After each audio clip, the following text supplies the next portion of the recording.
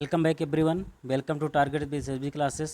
दोस्तों, आज का ये वीडियो प्लांट किंगडम से रिलेटेड है, जो कि आपके आने वाले एग्ज़ाम चाहे RO का हो, UP PCS का हो, पेट का हो, SSC का हो या UP SSSC के जरिए कोई भी एग्ज़ाम करवाया जा रहा हो, उन सभी के लिए वीडियो जिस जिस जिस एग्ज़ाम में दोस्तों साइंस से रिलेटेड क्वेश्चन पूछे जाते हैं, उन सभी के लिए वीडियो काफ़ी इंपॉर्टेंट है। तो दोस्तों, चैनल पर बने रहिए और लास्ट तक ज़रूर देखें और हमको कमेंट करके बताएँ कि आपका मेरा ये वीडियो आपको कैसा लगा। तो आइए दोस्तों, बिना देरी के शुरू करते हैं। तालाब या जल का रेशम किसे कहा गया है? तालाब या जल का रेशम किसे कहा गया है? तो स्पायरोगायरा नामक शैवाल को। किसको कहा गया है? स्पायरोगायरा नामक शैवाल को कहा गया है तालाब या जल का रेशम। क्वेश्चन नंबर 2, किसी शैवाल से आयोडीन का निर्माण होता है? किसी शैवाल से आयोडीन का निर्माण होता है? लेमिनेरिया नामक शैवाल से आयोडीन का निर्माण होता है। इसे भूरी शैवाल भी कहा जाता है दोस्तों। क्वेश्चन नंबर 3, वृक्ष एवं झाड़ियों का अध्ययन क्या कहलाता है? तो वृक्ष एवं झाड़ियों का अध्ययन जो कहलाता है दोस्तों, वो डेंड्रोलॉजी कहलाता है। क्या कहलाता है? डेंड्रोलॉजी। क्वेश्चन नंबर 4, शैवालों का अध्ययन क्या कहलाता है? फाइकोलॉजी। क्या कहलाता है? फाइकोलॉजी। अब फाइकोलॉजी दोस्तों शैवालों का अध्ययन, तो कवक का अध्ययन क्या कहलाएगा? तो कवक का अध्ययन कहलाएगा माइकोलॉजी। क्या कहलाएगा? माइकोलॉजी। और माइक और कवक, आप इसको जो है ट्रिक लगा करके ऐसे याद कर लीजिएगा ताकि आपका एग्जाम में गलत ना होने पाए। क्वेश्चन नंबर 5 है, थैलोफाइटा के अंतर्गत आते हैं? तो थैलोफाइटा के अंतर्गत आते हैं शैवाल, कवक एवं जीवाणु। शैवाल, कवक एवं जीवाणु। क्वेश्चन नंबर 6, सुजनिकी यानी कि यूजेनिक्स के पिता की संज्ञा किसे दी गई है? तो ये दी गई है दोस्तों फ्रांसिस गाल्टन को। किसको? फ्रांसिस गाल्टन को। क्वेश्चन नंबर 7, पादप जीवाश्मों का अध्ययन वनस्पति विज्ञान की किस शाखा में किया जाता है? तो ये किया जाता है पेलियोबॉटनी में। किसमें? पेलियोबॉटनी में। क्वेश्चन नंबर 8, कौन सा शैवाल मनुष्य व दूसरे जंतुओं की आंत में निवास करता है? तो आसिलिटोरिया एवं साइमनसियला। आसिलिटोरिया एवं साइमनसियला नामक शैवाल मनुष्य एवं दूसरे जंतुओं की आंतों में निवास करता है। क्वेश्चन नंबर 9, कौन सा शैवाल हो जो कछुओं की पीठ पर उगता है? तो है दोस्तों प्रोटोडर्मा। क्या है? प्रोटोडर्मा नामक शैवाल कछुओं की पीठ पर उगाता है, जो कि उसको चलने में यानी कि मूव करने में उसको प्रॉब्लम होती है और उसको कोई भी आसानी से पकड़ सकता है। क्वेश्चन नंबर 10, भारतीय आधुनिक शैवाल विज्ञान के पिता के रूप में किसे जाना जाता है? तो जाना जाता है दोस्तों MOP अयंगर को। किसको? MOP अयंगर को। क्वेश्चन नंबर 11, चाय तथा कॉफ़ी की फसलों को प्रभावित करने वाला लाल गेरुई रोग किसके कारण से होता है? तो ये होता है दोस्तों शैवाल के कारण से होता है और सिफेल्यूरोस नामक शैवाल के कारण। क्वेश्चन नंबर 12, किस देश के लोग भूरे शैवालों का प्रयोग सलाद के रूप में करते हैं? तो भूरे शैवाल दोस्तों वही लेमिनेरिया है, जो कि जापान के लोग इसको सलाद के रूप में प्रयोग करते हैं। क्वेश्चन नंबर 13, सिल्वी कल्चर में अध्ययन किया जाता है? किसका अध्ययन किया जाता है? तो ये वनों का अध्ययन किया जाता है। किसका अध्ययन किया जाता है? वनों का अध्ययन किया जाता है। क्वेश्चन नंबर 14, सबसे लंबा आवृत वृक्ष कौन सा है? तो ऑस्ट्रेलियन यूकेलिप्टस। 114 मीटर इसकी लंबाई होती है ऑस्ट्रेलियन यूकेलिप्टस की। क्वेश्चन नंबर 15, जीवाणु जंतु है या वनस्पति? अब दोस्तों आप यहाँ पे कंफ्यूज हो जाएंगे। जीवाणु जो है, बैक्टीरिया जो है, ये दोस्तों जो है मनुष्यों में पाया जाता है, वाटर में पाया जाता है, हमारे दूध में पाया जाता है। तो आप यहाँ पे कंफ्यूज हो जाएंगे। तो आपको याद रखना है दोस्तों कि ये जंतु नहीं है, ये वनस्पति है।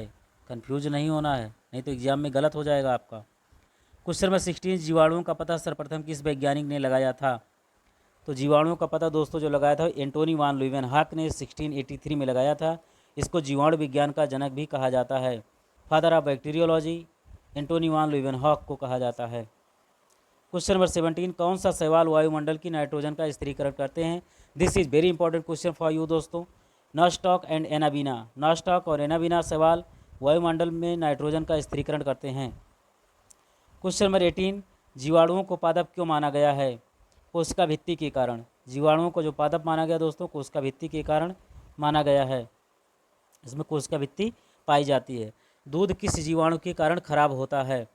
तो ये लैक्टोबैसिलस के कारण दूध जो है खराब हो जाता है दोस्तों। अगर लैक्टिक एसिड किसी के शरीर में जमा हो जाए तो उसको दोस्तों थकान आती है और उसका शरीर शिथिल हो जाता है। तो जहाँ पर लैक्टिक चीज़ आ जाएगा समझ लीजिएगा दोस्तों कि वो दूध से ही रिलेटेड है। आपको तुरंत उसी ऑप्शन पे टिक कर देना है। क्वेश्चन नंबर 20, भोजन विषाक्त यानी कि फूड पॉइजनिंग के लिए कौन सा जीवाणु उत्तरदायी है? फूड पॉइजनिंग के लिए जो दोस्तों उत्तरदायी हो क्लास्ट्रीडियम बोटुलिनम। क्लास्ट्रीडियम बोटुलिनम ये जो है दोस्तों, ये बैक्टीरिया जो है ये फूड पॉइजनिंग के लिए रिस्पॉन्सिबल है। क्वेश्चन नंबर 21, वायुमंडल नाइट्रोजन को मृदा में स्थिर करने वाले असहजीवी जीवाणु कौन से हैं? वायुमंडलीय नाइट्रोजन को मृदा में स्थिर करने वाले असहजीवी जीवाणु कौन से हैं? तो एजोटोबैक्टर एवं क्लास्ट्रीडियम जीवाणु ये मृदा में करते हैं दोस्तों। और ये वाला जो क्वेश्चन था एनाबीना एवं नॉस्टॉक ये वायुमंडल की नाइट्रोजन का स्थिरीकरण करते हैं। तो ऐसे दोस्तों क्वेश्चन आ जाता है और आपको कंफ्यूज नहीं होना है। Question number 22 very important question दोस्तों, पास्चराइजेशन। What is pasteurization? पास्चुरीकरण की प्रक्रिया क्या है? अगर दूध को 15 डिग्री सेल्सियस तक 15 सेकेंड तक 71 डिग्री सेल्सियस पर या 62.8 डिग्री सेल्सियस पर 30 मिनट तक गर्म करके अगर ठंडा किया जाता है दोस्तों, तो यही है क्या? पास्चराइजेशन। इसमें लैक्टिक अम्ल जीवाणुओं की संख्या क्या हो जाती है? ठंडा करने पर कम हो जाती है। तो दूध को 15 सेकंड तक 71 डिग्री सेल्सियस पर गर्म करना है या फिर 62.8 डिग्री सेल्सियस पर 30 मिनट तक गर्म करके इसको अगर ठंडा किया जाता है तो लैक्टिक अम्ल के जो जीवाणु होते हैं उसकी संख्या कम हो जाती है और इसी को क्या कहते हैं? पास्चराइजेशन कहते हैं। और इसी के कारण दूध जो है काफ़ी लंबे समय तक खराब नहीं होता है। क्वेश्चन नंबर 23, मशरूम में कितना प्रतिशत प्रोटीन पाया जाता है? तो मशरूम में जो दोस्तों प्रोटीन पाया जाता है 51 से 53% पाया जाता है। हमारे सोयाबीन में 42% पाया जाता है, 42% प्रोटीन पाया जाता है। क्वेश्चन नंबर 24, प्रथम एंटीबायोटिक कौन था और इसको किसके द्वारा खोजा गया? तो जो दोस्तों प्रथम एंटीबायोटिक जो था वो था पेनिसिलिन और ये अलेक्जेंडर फ्लेमिंग द्वारा 1928 में खोजा गया था और इसके लिए उनको 1945 में नोबेल पुरस्कार भी मिला था। क्वेश्चन नंबर 25, रोटी का काला फफूद ब्लैक मोल्ड ऑफ ब्रेड। रोटी का काला फफूद ब्लैक मोल्ड ऑफ ब्रेड किस कवक को कहा जाता है? तो ये राइजोपस को कहा जाता है। किसको कहा जाता है? राइजोपस को। क्वेश्चन नंबर 26, अधिकांश कवक की कोशिका भित्ति किसकी बनी होती है? तो ये काइटिन की बनी होती है। किसकी बनी होती है? काइटिन की बनी होती है।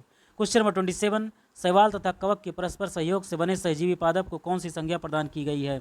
शैवाल तथा कवक के परस्पर सहयोग से बने सहजीवी पादप को कौन सी संज्ञा प्रदान की गई है? तो इसको लाइकेन, कौन सी नेम दिया गया इसको? लाइकेन। और यह वायु प्रदूषण के अच्छे स्रोत सूचक होते हैं। यह प्रदूषित क्षेत्रों में विलुप्त हो जाते हैं, यानी कि ये गायब हो जाते हैं। अर्थात जिन क्षेत्रों में लाइकेन नहीं उगता है या नहीं पाया जाता तो समझ लीजिए कि वहाँ पर वायु प्रदूषण की संभावना ज़्यादा है। क्वेश्चन नंबर 28, जिब्रेलिन नामक हार्मोन किससे प्राप्त किया जाता है? तो ये कवक से प्राप्त किया जाता है। किससे प्राप्त किया जाता है? कवक से। क्वेश्चन नंबर 29, पादप जगत का उभयचर संज्ञा किसे प्रदान किया गया है? This is called bryophyta. इसमें संवहन ऊतकों अर्थात जाइलम एवं फ्लोएम का अभाव होता है और इसको उभयचर क्यों कहा गया है? क्योंकि इसमें नर व मादा जननांग एक ही पौधे में पाए जाते हैं। इसी के कारण ब्रायोफाइटा को उभयचर, पादप जगत का उभयचर नाम दिया गया है। क्वेश्चन नंबर 30, विश्व का सबसे ऊंचा वृक्ष कौन सा है? तो ये है सिकोया। कौन सा है? सिकोया। 120 मीटर है। इसे कोस्ट रेड ऑफ कैलिफोर्निया भी कहते हैं क्योंकि ये कैलिफोर्निया में पाया जाता है। कैलिफोर्निया कहाँ है? ये तो ये अमेरिका में है। और दोस्तों 114 मीटर जो ऊंचाई थी वो ऑस्ट्रेलियन यूकेलिप्टस की थी। क्वेश्चन नंबर 31, वह कौन सी लकड़ी है जिससे पेंसिल, स्केल व होल्डर बनाए जाते हैं? वो कौन सी लकड़ी है जिससे पेंसिल, स्केल व होल्डर बनाए जाते हैं? तो ये जूनिपेरस की लकड़ी से पेंसिल, स्केल व होल्डर बनाए जाते हैं। क्वेश्चन नंबर 32, दिया सलाई की तीली किससे बनाई जाती है? तो ये पाइनस चीड़ की लकड़ी से बनाई जाती है। इसी से तारपीन का तेल भी बनाया जाता है। दोस्तों दिया सलाई यानी कि माचिस की डिबिया पर कौन सा जो है वो जलाने के लिए लगाया जाता है? तो लाल फास्फोरस लगाया जाता है। क्या लगाया जाता है? Red phosphorus. क्वेश्चन नंबर 33, सबसे छोटा पुष्प कौन सा है? तो सबसे छोटा पुष्प दोस्तों वोल्फिया और सबसे बड़ा पुष्प कौन सा है? तो यह है रेफ्लेसिया। सबसे बड़ा पुष्प रेफ्लेसिया।